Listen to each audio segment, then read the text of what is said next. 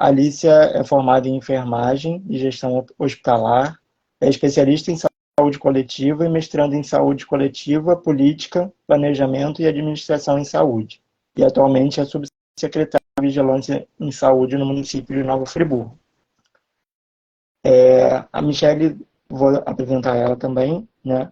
A Michelle eu já conhecia anteriormente, que ela fazia parte de um projeto com a gente, e era um projeto mais voltado para a questão de IST e educação em saúde, né? A Michelle é formada em enfermagem, atualmente é coordenadora do programa IST AIDS e hepatites virais, e possui especialização em promoção em saúde, com foco em saúde da família e do trabalhador. Eu queria começar inicialmente com uma pergunta relacionada à questão em educação em saúde e educação sexual. Queria saber se, para vocês, assim, os funcionários que estão atuando mais à frente em relação à coordenação em saúde, se ainda é um tabu falar sobre educação sexual com as famílias, com os adolescentes, como é a visão de vocês em relação a isso? Então, eu acho que hoje a gente tem até uma abertura melhor, né? A gente tem até alguns programas dentro da vigilância. A gente tem um programa, né, que a gente chama de PSE, que é um programa federal, que alguns municípios fazem adesão, né, que é o Programa Saúde na Escola. Então, esse programa ele aborda diversos temas e essa parte, né, de sexualidade é um dos temas que nós abordamos aí como público-alvo, né? A gente tem muita fase dos adolescentes. E a gente percebe que hoje a gente tem até uma abertura maior do que nos anos anteriores, né? Já foi um tabu muito grande, mas hoje eu acho que as pessoas estão tendo mais liberdade para falar sobre, né? E discutir e tirar suas dúvidas, né? Em relação às famílias, vocês acham que tem sido bem aceito a questão da educação sexual nas escolas, comparado a anos anteriores? Como você acha que as pessoas lidam com Eu isso? acho que para as famílias, no geral, ainda tem alguns tabus, né? A gente não pode generalizar, porque são diversas famílias constituídas de diversas formas, né? Mas, assim, falando do território do município de Nova Friburgo, creio que em alguns locais, né, ainda há dificuldade, sim, de abordar esse tema, mas nada que a gente não consiga, com um bom diálogo, né, demonstrando o motivo desses esclarecimentos, a necessidade de esclarecer, né, sobre temas importantes como esse, principalmente na fase da adolescência, que é onde se inicia, né, a fase de produção hormonal, então inicia aquela fase de autoconhecimento do corpo e também de interesse sexual, né? E aí, como eles têm menos orientação, acho que é a fase que a gente precisa mesmo trabalhar, né? Tentando evitar aí as doenças sexualmente transmissíveis, né? As infecções, e também tentando minimizar o risco, né, de gravidez na adolescência, sem o devido planejamento, né? Você tocou num ponto importante agora, né, que é a questão de gravidez na adolescência, né? Por exemplo, em caso de um acidente durante uma relação sexual, de um rompimento de preservativo, qual é, por exemplo, uma menina não sabe o que fazer e qual é a primeira atitude que ela deve tomar em relação a isso, né? Quem ela deve procurar? Sim, perfeito. Eu acho que primeiro a gente tem que perguntar qual é esse parceiro, né? Se essa menina ela conhece esse parceiro, se é um parceiro fixo, porque isso é importante, porque quando você conhece o parceiro, você sabe aos riscos que você está exposto. Eu falo que nem sempre, né? Às vezes você conhece a pessoa e mesmo assim não sabe os riscos que você está exposto, né? Você não pode confiar 100% na outra pessoa, até porque se trata da sua saúde, né? Então, quando ocorre esse rompimento, a gente pede para que procure, né, em dúvida aí de estar com algum IST ou até em suspeita, né, de alguma gestação, a gente pede para que procure uma unidade de saúde a mais próxima, né, da sua residência e que faça os exames ali. Claro que ela vai estar em janela imunológica, mas pelo menos ela vai ter um acompanhamento de um profissional. Né? Nesse início aí a gente sabe que nem o teste de gravidez, aconteceu um acidente hoje e amanhã eu vou na unidade de saúde realizar o teste ou, né, de gravidez e os testes rápidos.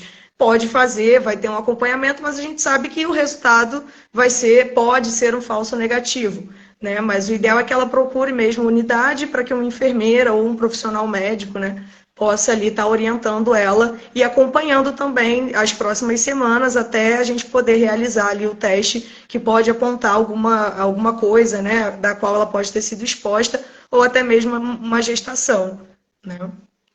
Em relação à prevenção, por exemplo, de uma gravidez indesejada, ainda é utilizado como protocolo, no caso de acidente, né?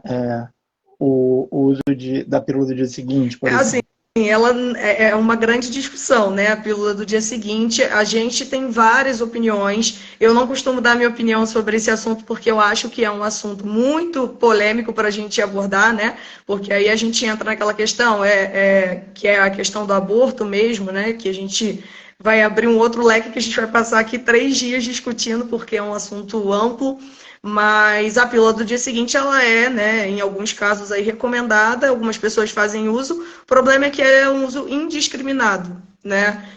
Então, eu sempre falo, procura uma unidade para ter o aconselhamento de um profissional, porque aí, dessa forma, ele vai te direcionar, né, da melhor forma, qual a melhor estratégia para lidar com essa situação desse acidente que acabou acontecendo, né? Ou de uma relação desprotegida, ou de uma relação em que o preservativo ele vem a romper, né? Ou até se perder, às vezes acontece também, né? Não é fixado corretamente, às vezes ele se solta, que também é um grande problema, né? Pode acontecer também durante a relação e as consequências elas vêm, mas é sempre importante a supervisão de um profissional para lidar, né, com isso tudo. Em relação à questão de exposição também, né? Por exemplo, se uma pessoa acha que ela foi exposta de alguma forma, teve um acidente durante a relação, qual é a primeira atitude que ela deve tomar, assim, depois de ter a relação, houve aquele acidente?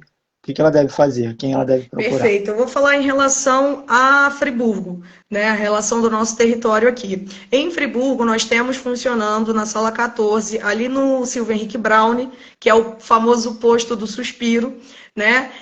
Funciona o nosso programa de ST, AIDS e hepatites virais. E aí a gente tem a nossa coordenadora, que é a Michele, né? Tô torcendo para ela conseguir entrar, porque ela domina muito melhor o assunto. Michele tem alguns anos no programa, né? Então ela sabe o histórico todo do programa em Friburgo, poderia entrar para representar muito melhor. Mas aproveitando o ensejo, né? Ela que comanda lá esse programa, que hoje nós somos polo, né, da região, nós não atendemos só população friburguense, atendemos também populações, né, das regiões adscritas, então ocorre muito essa procura. Então, caso, né, se sinta exposto de alguma forma, o posto ele oferece esse acompanhamento e também a testagem rápida. Mais uma boa notícia para Friburgo é que desde novembro do ano passado, né, assim que eu cheguei, a gente conseguiu descentralizar os testes rápidos. Então, a pessoa, por vezes, não precisa se deslocar até o Silvio Henrique Braune. É só ir na unidade de saúde mais próxima de sua casa, ver o dia, né, que eles realizam a testagem e marcar, agendar e efetuar o teste aí, o mais próximo da sua residência, o que é uma grande vantagem, né? Eu falo que quando a gente descentraliza, a gente consegue abranger realmente o território, que a gente sabe que o território de Friburgo, ele é imenso, né? Então a gente precisa dessa descentralização e foi um passo que a gente deu para tentar fazer maior captura, né? Maior rastreamento aí e tentar, né, trazer aí mais precocemente esse diagnóstico para que a gente possa oferecer todo o tratamento.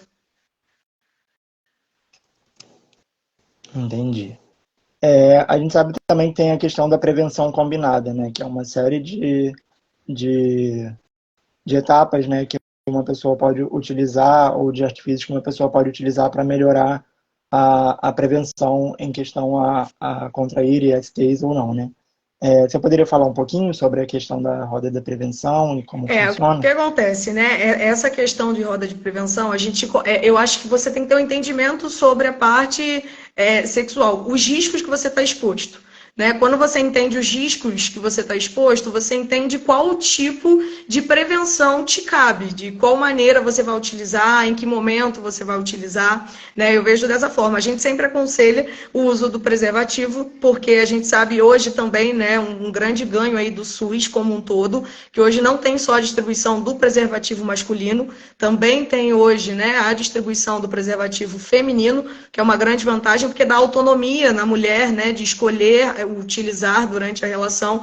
Então, é o que eu sempre falo, essa escolha, o contraceptivo, ele é positivo para quem não quer gerar, né, para quem quer evitar uma gestação, sim, mas eu sempre falo, as pessoas tomam pílula achando que ela vai te livrar de todas as consequências de uma relação desprotegida, e não, ela vai te livrar de uma, que seria a gestação, né, mas a gente tem todas as infecções sexualmente transmissíveis que elas não são protegidas pelo uso do contraceptivo, né? Pelo contrário, né? O contraceptivo ele não tem impacto nenhum sobre isso. Hoje nós temos também vacinas, né? Exemplo aí da vacina do HPV, que hoje já se encontra no calendário vacinal dos nossos adolescentes, né? Crianças ali e adolescentes, né?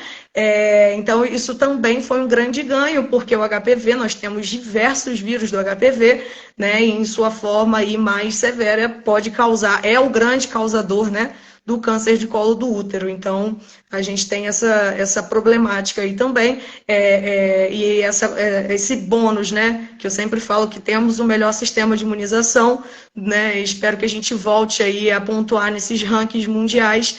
Infelizmente, tivemos uma queda expressiva nos últimos anos, mas eu creio que a gente está partindo para uma retomada agora, né, foi até um assunto muito polêmico, a vacina do HPV, né, mas conseguimos colocar no calendário e ela até que hoje em dia tem bastante adesão, ela não é tão questionada assim.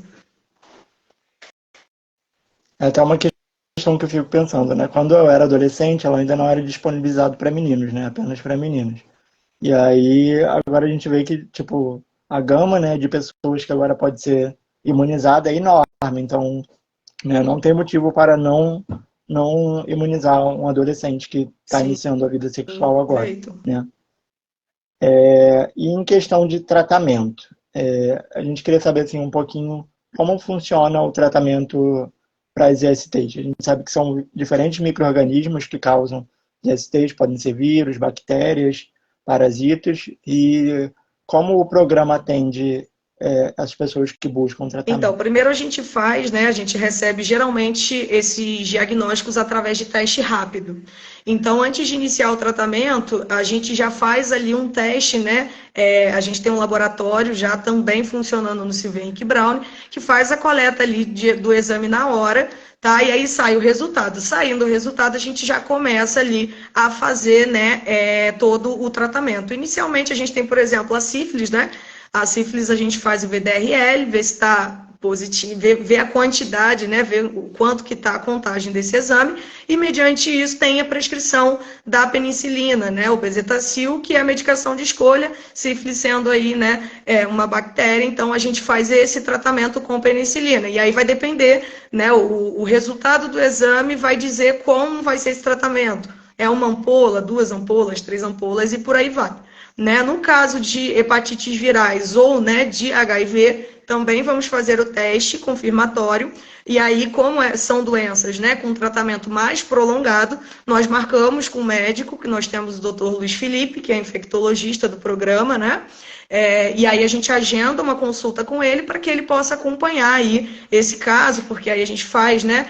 A gente vai medir ali o CD4, a gente vai fazer toda a avaliação, a gente vai verificar se realmente é hepatite, qual tipo de hepatite, e a partir disso o Luiz Felipe começa o acompanhamento, né, dessas pessoas aí que fecharam realmente o diagnóstico, e a gente trata dessas pessoas e faz a distribuição de medicamento, né, como são doenças sexualmente transmissíveis, e elas são, em grande maioria, crônicas, né, não tem cura, tem apenas tratamento, a gente acaba trazendo, né, essa distribuição aí desse coquetel que antigamente chamava, e hoje é um comprimido, um anti-retroviral, e a gente faz aí até essa distribuição para os nossos pacientes, além de outras, né, ofertas que a gente consegue fazer também, distribuição de leite, né, porque a mãe HIV positiva ela não pode amamentar, né, a criança, então a gente faz essa oferta também, né, e aí a gente faz esses auxílios, mas positivando, a gente sempre faz um teste lá para confirmar, confirmando a gente inicia o tratamento e encaminha para o Dr. Luiz Felipe, para o Dr. Luiz Felipe fazer o restante do acompanhamento. Todo esse processo é feito aqui no município Todo o mesmo. processo é feito no município, no Silvia Henrique Brown, né? A gente tem a porta de entrada também, que é o Raul, né? O Raul também tem todo o fluxo de como o programa funciona. Temos não só o Raul, né? A UPA, todas as unidades têm um acesso muito grande com a Michele, que é a coordenadora do programa, né? Tem esse livre acesso. Então, sempre que acontece, né? Chega na maternidade uma mãe sem pré-natal, e aí acaba chegando lá positiva na hora, né, para alguma IST. Na hora a equipe já aciona a Michele. E aí, Michele, o que a gente faz, né? Eu falo que Michele é 24 horas respirando o programa. E aí ela vai lá e oferece, né, o suporte, faz as fichas de notificação. Importante falar isso, né? São doenças de notificação compulsória. Nós precisamos notificar, porque o município só consegue construir política pública de saúde mediante a apresentação, né, de notificações aí da rede que atende, tanto hospitalar quanto ambulatorial. Então, uma conscientização, a nossa equipe, né, de ponta aí que atende, façam sempre as notificações para a gente ter mesmo, né, como fechar o perfil epidemiológico aí do friburguense, que hoje é um estudo que a gente não consegue fazer, por vezes, por falta dessas informações, né? Ou por atrasos. A gente está ainda iniciando essa parte de informatização, né, que é muito interessante, mas nesse processo a gente ainda fica um pouco perdido e a gente pede sempre que as notificações não se percam. Então, pessoal aí que está assistindo, que é enfermeiro, enfermeira e médicos, por favor, mandem a notificação para o e-mail, né, da Vigilância Epidemiológica para a gente lançar aí no Sinan e conseguir fazer um bom perfil epidemiológico, né, da nossa cidade. É uma questão que a gente tinha falado também com a Michelle. A gente conheceu, eu sou aluno da UF, né, o curso Biomedicina, e a gente tinha começado um projeto através do PET Saúde, e a gente acabou desenvolvendo alguns projetos juntos, como a gente fez lives e algumas oficinas para agentes comunitários de saúde, né? E essa era uma questão, né, desse receio dos agentes comunitários de saúde de realizar os testes e como dar o diagnóstico, né? Essa é uma questão que acho que ainda aflige muitos profissionais de saúde, porque não sabem muito bem como lidar com o paciente na hora de dar o diagnóstico, né? Então, assim, esse atendimento mais humanizado é uma questão muito importante frente a essa questão, né? Outra questão que eu queria saber é em relação, por exemplo, se uma pessoa tem todos os sinais e sintomas de alguma IST, ela vai lá, faz o teste rápido, mas o teste dá como não reagente. O que ela deve fazer em relação a isso? Se ainda continuar na dúvida, a gente sempre recomenda o exame plasmático, né? Porque ele vai dar mais certeza, vai sair com o resultado da carga viral, não só se é positivo ou negativo. Então, assim, a gente sempre recomenda, né? A clínica, ela é superior à parte laboratorial, né? A clínica, ela é sempre superior, porque a gente sabe que o exame pode errar, pode dar um falso negativo, né? Então, a gente não segue apenas por exames de imagem ou por exames aí, né, plasmáticos e afins. A gente segue mais pela clínica. Se a clínica está indicando e a pessoa tem uma anamnese ali, né, um histórico realmente de ter contato aí, né, desprotegido, relações desprotegidas, a gente vai sim investigar mais a fundo, a gente não descarta. A gente continua acompanhando essa pessoa e, né, é um alerta aí para que essa pessoa também fique em alerta e não abra mão aí, né? Porque a sífilis, por exemplo, ela apresenta sintomas aí nas primeiras semanas, depois ela pode demorar de 10 a 30 anos para manifestar outros sintomas, né? E aí já está numa fase tardia que o tratamento é muito mais difícil, as lesões, né, são muito mais extensas. Só queria falar, Bernardo, de uma coisinha que você falou um pouquinho antes, em relação à realização dos testes. Né? Quem realiza o teste é enfermeiro, médico ou o técnico de enfermagem.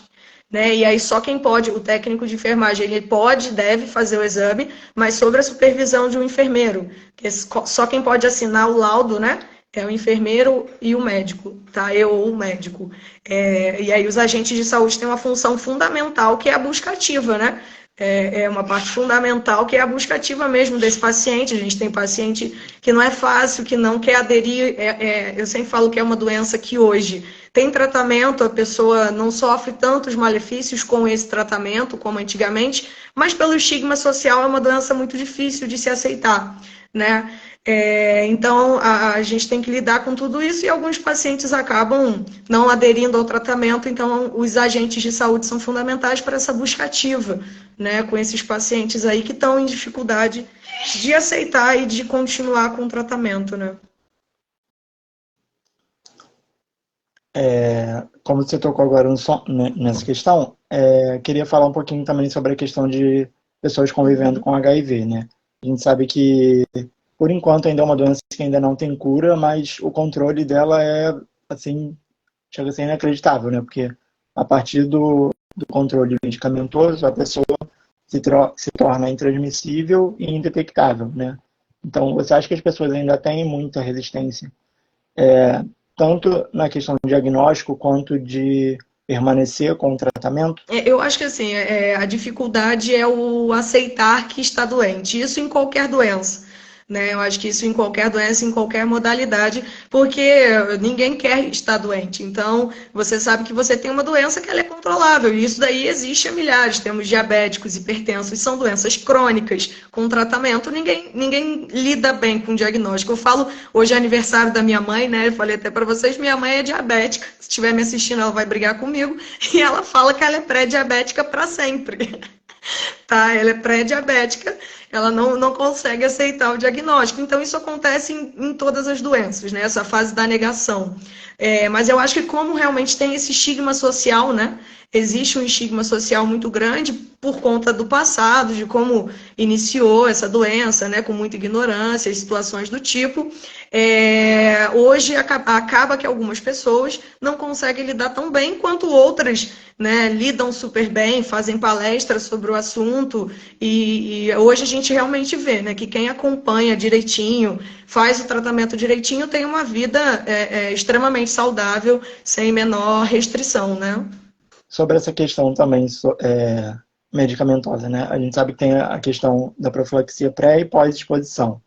E uma revolução enorme da indústria farmacêutica foi a questão do PrEP, né? Que é um medicamento que é capaz de inibir o contágio pelo HIV antes mesmo da exposição, né?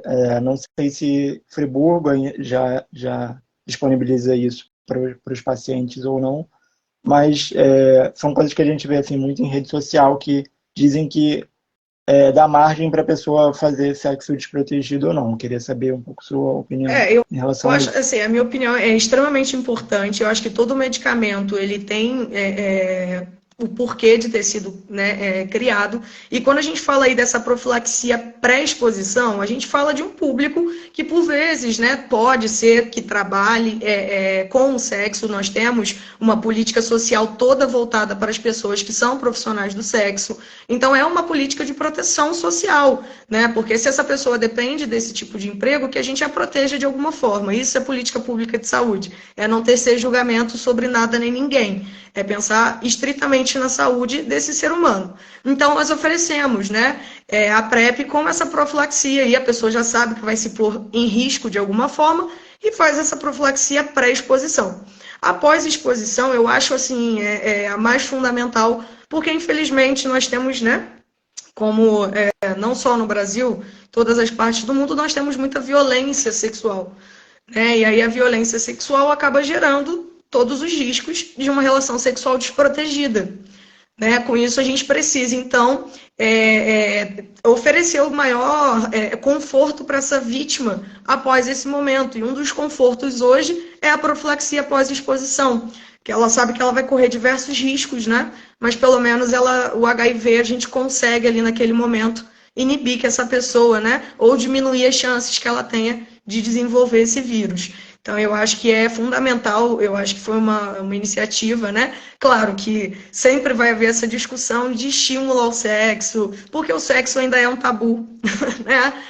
As pessoas falam muito pouco sobre ainda, e eu creio que mais os anos se passando, os esclarecimentos sendo maiores, esse tabu ele vai vir abaixo, né? E a gente vai conseguir falar mais abertamente sobre sexo e sexualidade sem haver o menor tipo de conflito ou de problema ou de restrições, né, sobre o tema, porque eu acho que você não pode fazer apologia a nada, né? mas eu acho que tudo deve ser explicado. Por isso que eu sou uma apaixonada pela ciência e pelo SUS, porque eu acredito que é onde a gente encontra esclarecimento e também esse cuidado sem discriminação, né? Eu gosto dessa cara do SUS aí que cuida de todos e independente de qualquer coisa. Alice, eu não vou tomar muito mais do seu tempo, porque, como você disse, você já tem um compromisso pós a live, a gente já está próximo de 7 Tá. horas. Eu queria agradecer muito a sua presença, por ter aceitado o nosso convite em participar da live do nosso projeto, falar um pouquinho, né, sobre essa questão tão importante que é a educação sexual.